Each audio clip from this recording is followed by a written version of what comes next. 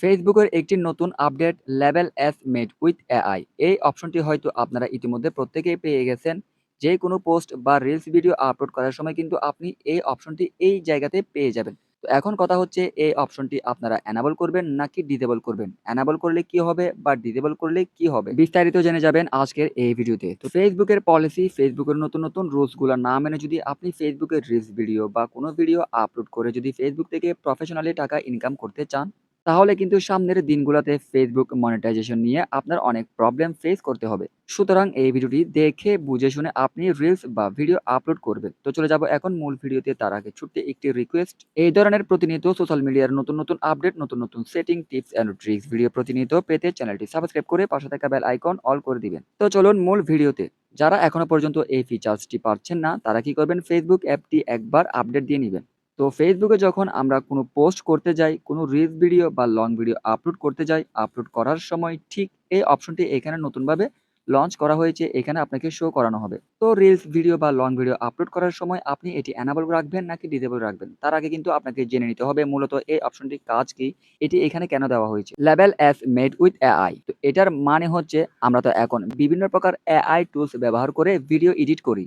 আপনারা তো প্রত্যেকেই এআই টুলস সম্পর্কে জানেন। এই এআই টুলস দিয়ে কিন্তু এখন সব অসাধ্যকে সাধন করা যাচ্ছে। আপনি যে কোনো ভিডিওতে এআই টুলস এর মাধ্যমে ভয়েস দিতে পারবেন, ভিডিও বানাতে পারবেন, যা ইচ্ছা তাই করতে পারবেন শুধুমাত্র এআই টুলস ইউজ করে। তাই আপনি ফেসবুকে যে রিলস বা লং ভিডিও আপলোড করতেছেন, ওই ভিডিও আপলোড করার আগে হয়তো আপনি নিশ্চয়ই এডিট করেছেন। তো এডিট করার সময় আপনি কোনো প্রকার এআই টুলস বা কোনো এআই ইফেক্ট ওই ভিডিওর মধ্যে আছে কিনা সেটি কিন্তু এখানে আপনাকে জানিয়ে দিতে হবে। যদি আপনি ভিডিওটি এআই টুলস দিয়ে ব্যবহার করে থাকেন বা এআই টুলস এর কোনো কিছু থাকে, তাহলে অবশ্যই আপনাকে এই টুলসটি এখানে সিলেক্ট করে দিতে হবে। ভিডিও আপলোড করার সময় কিন্তু ফেসবুক রোবট বা ফেসবুক অ্যালগরিদম ভিডিওটি চেক করবে এবং দেখবে আপনার ওই ভিডিওতে এআই এর কোনো টুলস বা কোনো ইফেক্ট ইউজ করা আছে কিনা বা এআই দিয়ে সম্পূর্ণ ভিডিওটি আপনি এডিট করেছেন কিনা। যদি করে থাকেন তাহলে এই ফিচার্সটি আপনি এনাবল করে দিবেন।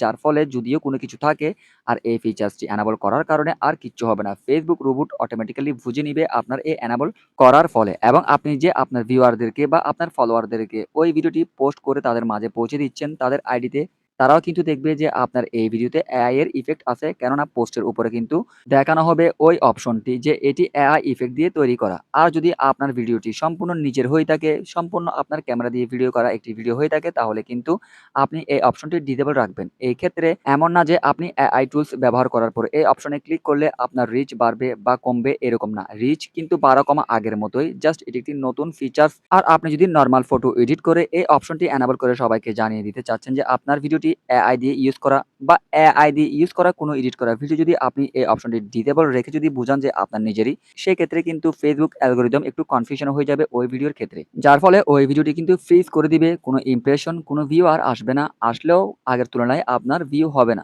সুতরাং ফেসবুকের নতুন নতুন এই পলিসিগুলো মেনটেন করেই ভিডিও আপলোড করবেন। আশা করছি বুঝতে পেরেছেন। যদি ভিডিওটি আপনার উপকারী মনে হয় তাহলে প্লিজ ভিডিওতে একটি লাইক দিয়ে উৎসাহ দিবেন। ভালো থাকবেন সবাই।